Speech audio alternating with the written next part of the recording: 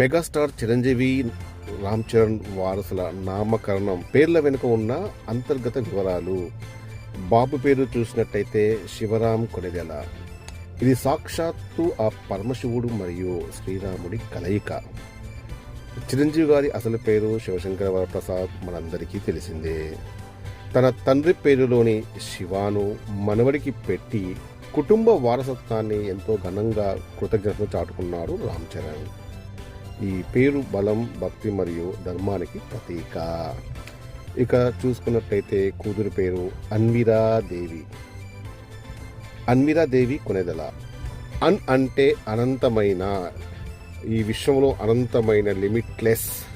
వీర అంటే ధైర్యం, వీరవనిత. మొత్తంగా అపారమైన ధైర్యం కలిగిన దేవత అని అర్థం. బలం మరియు సౌమ్యత రెండూ ఒకే చోట ఉండాలనే ఉద్దేశంతో దేవి అని జోడించారు.